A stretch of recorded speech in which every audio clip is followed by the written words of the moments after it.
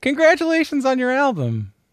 Thank you. I mean, it's been out for I don't know how many days or how long, but it's been good. You just check your watch?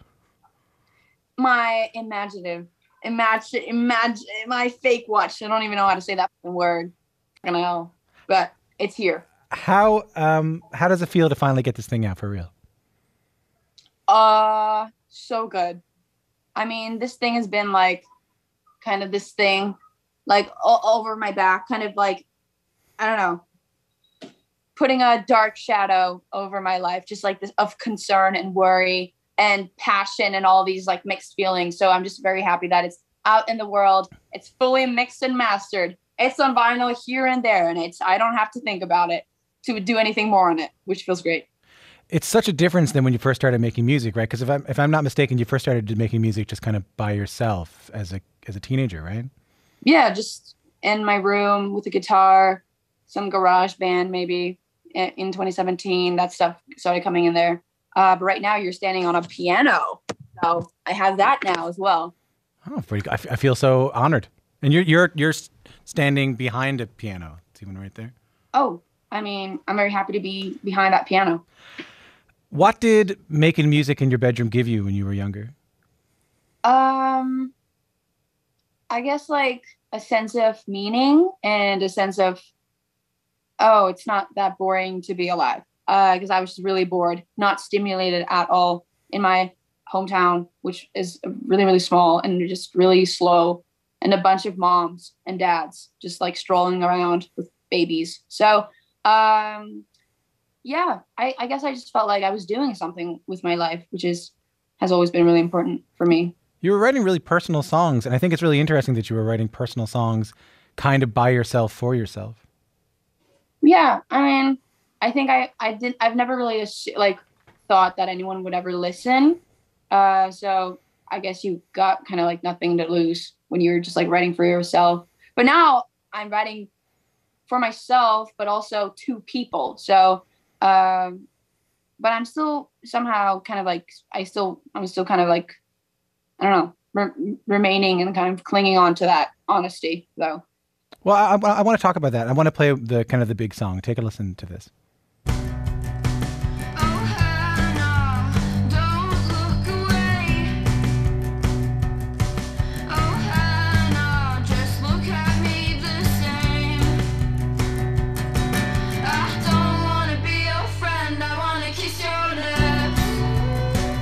That's I Want to Be Your Girlfriend by Girl in Red, who's my guest right now. That was your debut single and kind of the song that launched your career. Can you tell me about writing that song? That was in 2017, and I was very much in love with my friend, and she didn't like me back, and she had a boyfriend, so she didn't even like girls, and I was just very heartbroken because of that. And that was like, falling in love with a straight girl is kind of like the story here, and falling for someone that just will never look at you the same. And yeah, I just had a really summer, and this song is kind of talking about it and that like heartbreak I felt. And I was making it in my room, and I started recording it in GarageBand. And then my mom, she was like, "Yo, this is so good! Like this is great." And I was like, "Okay, my mom likes it. That's cool." And then it kind of died. I say died because it like nothing happened to it after I had made it. But then like a few months later, my mom, she was like, "Yo, where's that song you made like during summer break?" And I was like, "Oh, shit, like I made that." And then I put it out on SoundCloud. And then things eventually started snowballing. Why do you think things? I know it's hard when you wrote it, but why do you think? I mean, it got millions of streams. When you say it's snowballing, it got millions of streams. It was being lauded by like the New York Times was talking about it, like worldwide acclaim for that song. Any idea why? Like I remember, I put it out on SoundCloud in September 2017, and then like it lived on SoundCloud for a few months up until like January 2018, and like it had only gotten like 5,000 streams, and it was my most streamed song on SoundCloud. And I remember that was like really big for me. But in like on like the 4th of January, I remember I was on my Girl in Red Instagram that I had like made that fall of 2017, and I got this message from this girl like, hey, oh my God, I love your song. And I was like, this has never happened before. Like, where did you find this song? And then I found out that there was like 2 YouTube channels that I reposted my song on I Want to Be Your Girlfriend on YouTube. And then that's kind of when like things started really happening. Like that's how that song actually started getting a life, like at all, because it really didn't, nobody was listening to it really before that. So super weird, like a bunch of coincidences really. What is it about the song you think? I don't know. I feel like, well, I remember I was sick also when I sung this. So maybe there's just like, there's a pain here and there's a lust here. And I feel like, and there's like a bunch, like I feel like it sounds so like jingly or like kind of like, I don't even know what that word is, but it's like very scrawny or I don't know, but I don't know. I just feel like it's real. So people relate to it and people hear that it's real and it's not something that was made to please someone's ears. It was just made to get something out, like feelings. Does that get harder now that more people are listening? Like you started off by telling me, like I was kind of writing for myself, writing about my own feelings, writing about a crush I had on my friend in my bedroom by myself and no one was really listening. Is that harder to write honestly, more personally, when more people are going to listen to it? I don't know. I think I'm kind of at that point now. Like, I mean, this record that I put out is really, really honest. And like, I'm singing some really like graphic, honest lyrics. And so on this record, I don't feel like I don't feel like that level of honesty was hard to achieve or like that kind of like vulnerability. But I don't know. It'll be interesting to see like what's next because I feel like I feel like I need to experience more stuff now. I feel like I can't keep writing the same song about the same person or the same sort of thing. I feel like I just need to get my heart broken or some shit. What do you mean? I need to feel something. I feel really flat. I want to get some stuff up in this, thing. I want to feel something. That sounds great. I don't know what to say to that. Like, I want to get my heart broken. It's such a beautiful thing to, so many people are terrified of getting their heart broken. I mean, like, I remember my ex-girlfriend, she said the worst heartbreaks, no, the best, or the best love comes with the worst heartbreaks or something. So like, if you get your heart broken really bad, that means that you had something really good, I think. Or maybe like that might not be the case at all. You can definitely have a broken heart and just been treated like trash. And then, but I still think there's some sentiment in that, in some situations that can be really, I don't know, real. So, but obviously I don't want to be in pain either, but I also just want to experience life and all its, the bad parts of it and the good parts of it. I just want all of it. Let's play another song. Take a listen. I know I'm the last one you try to call, but I always give in to give you it all. Oh, I can't be your midnight love. Oh, when your silver is my gold. That's Girl in Red with Midnight Love off her new record, If I Could Make It Go Quiet. I'm speaking with Marie Elvin of Girl in Red. I'm Tom Power. This is Q. I love this song. Thank you. What's it about? Me too. It's about, it's a song written from the other person's perspective in this situation. I was using someone, to put it bluntly. Obviously it's never black and white. Has a lot of variables or whatever it's called, but it's a song written from this girl's perspective and of how I think how she must have felt after I treated her over a period of time, and I didn't treat her very nice, without knowing it, obviously, because I would never want to, hurt anyone. So it's a song about her kind of feeling she can't be my midnight love, and that she can't like, I don't know, that she's like, she wants to stand up for herself and be like, actually, I can't do this anymore because it's not good for me. And yeah, so I don't know if that made any sense. No, it at made a all. lot of sense. Has she heard the song? Yes, I played it to her, and she was like, "Oh my God, have I made you feel this way?" Because we met up because we were like, we need to talk. This is so confusing. So we talked, and I played it to her, and then she asked me that question, like, "Did I make you feel this way?" And I was like, "No, like not at all. Like this is how I think I've made you feel, and I am so sorry." And then she was like, "You really hit the nail on this thing. Like this is exactly how I felt, and this is something I've been feeling for a long time, but I just haven't like said it because it's hard. It's hard to be like, it's hard to say no to something that you want, but you just can't have fully." And she just didn't do that. And so I was kind of like, I don't know. It was a weird situation, but it turned out okay. And we don't have to talk about it too much. Was she wearing headphones, or were you listening to it together through speakers? We were listening on it like together with just my phone like this, but it was like very much, she heard the rough version, like the rough kind of like, I just had the lyrics, and so I didn't like produce a whole song and then I was like, yo, listen to this. I was just like, I had just written something like over the course of like 10 days, and I was like, you need to like, she had to hear it because it was about her. How'd you feel? I would be scared to death if I was sitting down holding my phone playing a song I wrote about somebody or about myself. We know through each somebody. other so well. Yeah, and, it was okay. I have so much love for her, and I trust her. So, and she's like, so it's like I have a handful of people where I can send my demos to them, and they will know, they will kind of be like, oh, this isn't how it's going to be or anything like that. But it was definitely a hard conversation. Anything like, whenever you feel a lot about something, it's always hard to do something that's, I don't know, you don't want to do.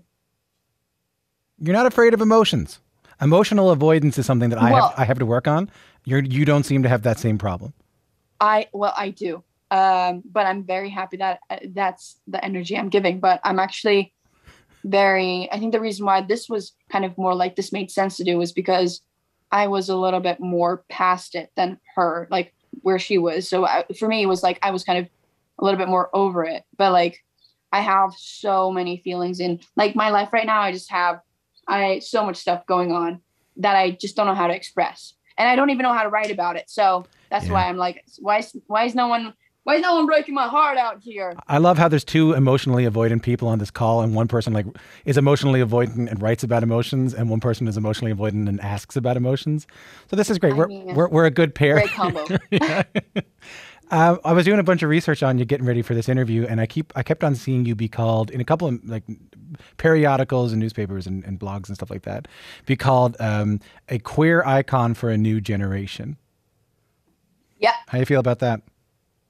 That's a big statement. Yeah. That's a lot to say about a person, but I mean, what I think now is like, if that's what I can be to anyone, I just think that's fucking dope. And like, we need that. We need queer voices, and we just need voices that are meaningful. And I think I try at least to not make music and stuff that is gonna, just burn out in like a day. And I feel like I'm trying to make something that's gonna last. So yeah, I put that label. What's the thing with TikTok that if you ask, do you listen to Girl in Red? That was a trend last summer. Like, people were like saying, do you listen to Girl in Red? But now it's, do you listen to Jojo Siva? But it meant, do you listen to Girl in Red meant, oh yeah, like that means like, do you like girls, like, or like, do you listen to Girl in Red, or like, do you listen to Girl in Red? Because like, you can be like, no, I don't listen to Girl in Red, but like, yes, I do. Right. Because like, that just means if you say yes, that means you like girls. Or yeah, in some way. But you've been replaced is the question you're telling me. Yeah, well, it's like counter culture or whatever it's called. It's like culture building on other stuff. So, so people know what do you listen to Jojo Siwa means because of do you listen to Girl in Red. So, it's so funny. Like a bunch of the comments were like, Girl in Red lost her job. And I was honey, that was my job, but I still think it's funny. How does that, I mean, honestly, let's do it. That must be meaningful to have "Do You Listen to Girl in Red" mean that. I think it's fucking dope. Like, it's so weird that my music can have impacted people so much that it became like a cultural thing.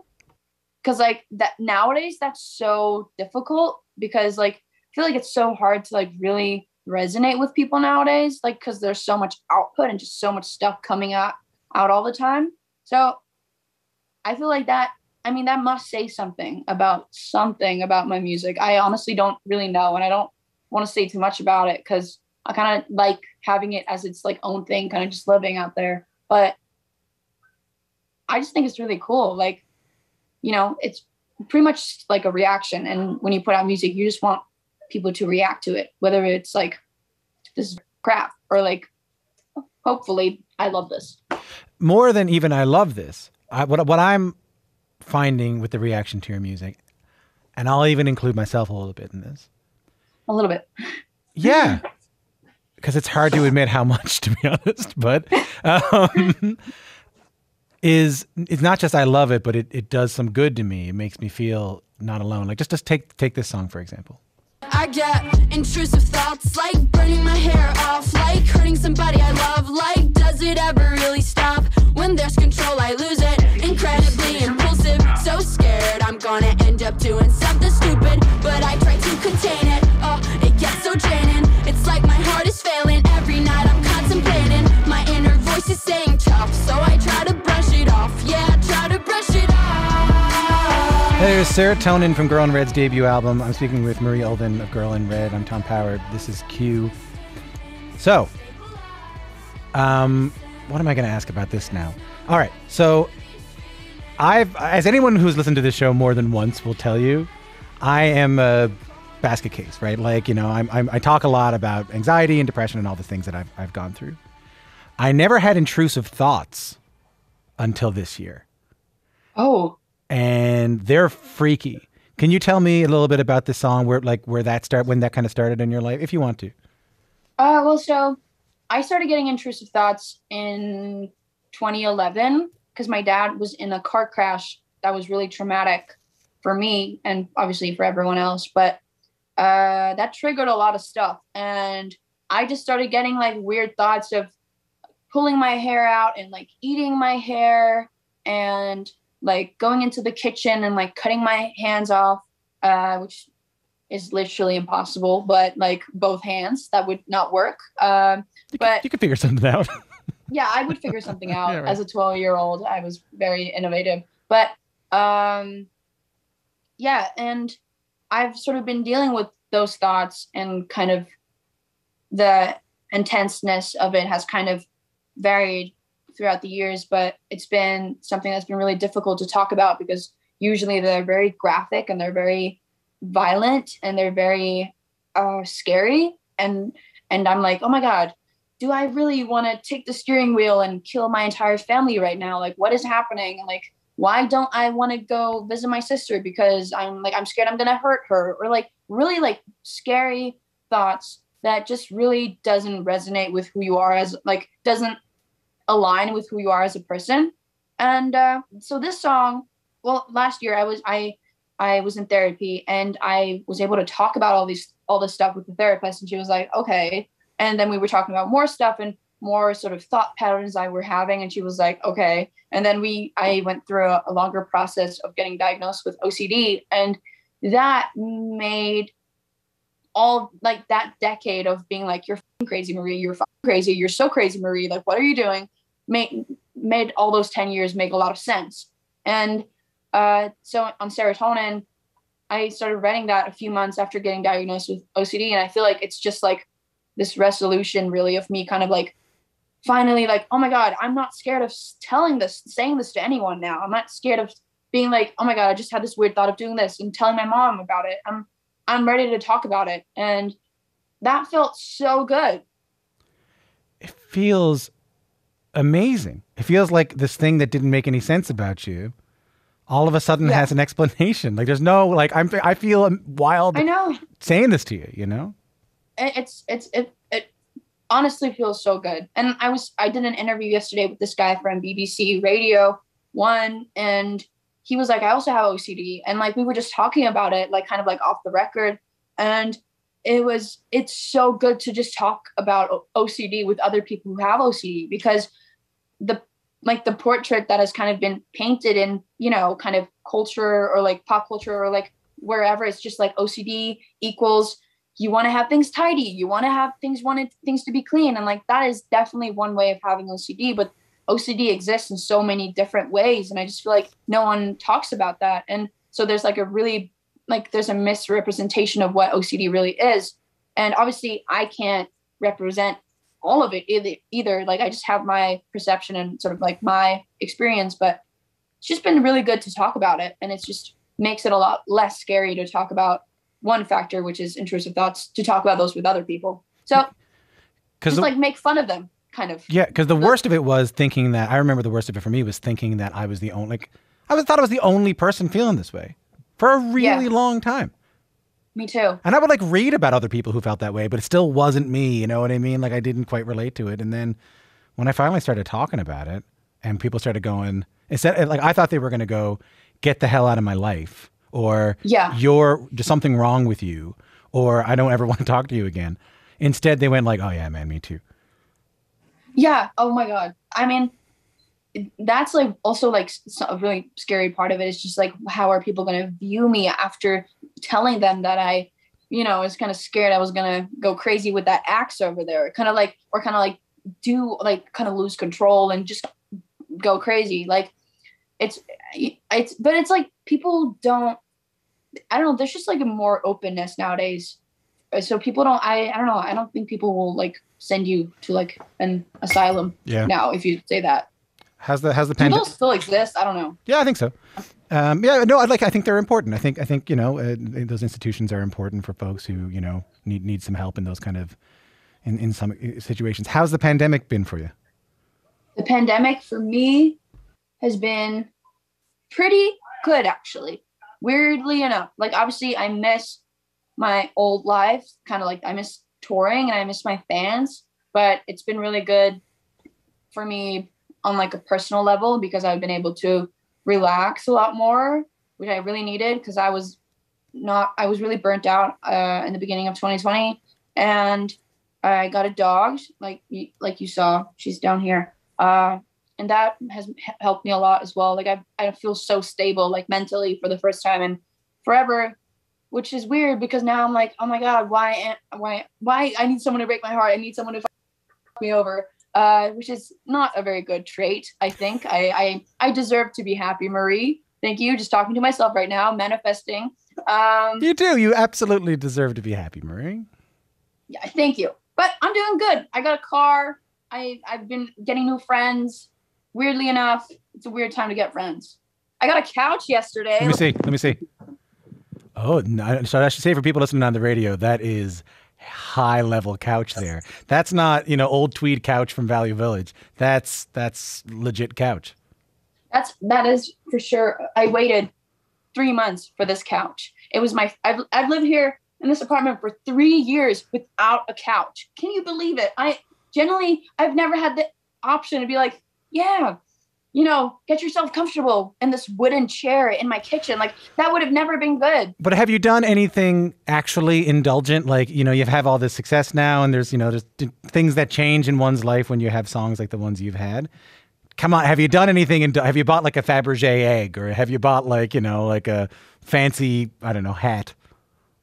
No, I remember like when I signed my record deal, I was in LA and I didn't sign it in LA, but I had signed it previously, but it was all coming together when I was in LA, and I went to like a mall and I bought a pair of Gucci shoes. Ooh. And that was really big for me then. But now I'm kind of like, what the fuck? Like I've come to realize that luxury in my life is not a pair of Gucci shoes. It's having the ability to kind of just spend your time exactly how you want to spend it. So I'm kind of like, I'm not buying stuff like in that way. I don't feel that vibe.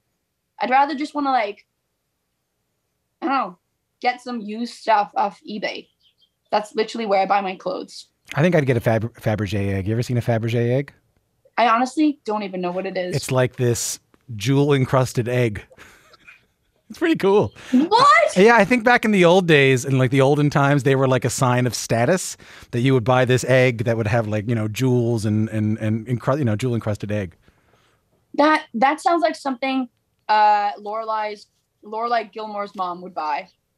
Yeah, it is. It is exactly something that Mrs. Gilmore would buy in the Gilmore Girls. But I mean, this couch is kind of like, I mean, I guess like furniture is fun to spend money on. It's the Fabergé egg of couches in my mind. Maybe. And then I have this. I have this painting. I didn't paint that. I bought that. So, I swear to God, I bought stuff. I swear to God, I've consumed. I've consumed. Okay. So let me ask you one last question. Okay. I read the album sort of right up for the new record. I should say again, it's called If I Could Make It Go Quiet. And you say it's all about trying to learn what it's like to be human, which I kind of get, because you're talking to me about how you want emotions that you've never gotten before. You want to experience the full breadth of it. Tell me more about that. What do you mean by I want to know what it's like to be human? I mean, there's so much to that statement. So it's like really like, where do you begin? But being a person is so weird. It's like, like sometimes I'm like, why don't people just be like, wow, I'm a person? Like, why don't we ever just like, we just wake up and walk around and then we're like, yeah, this is so normal. But like, we're literally like human beings and there's so many of us.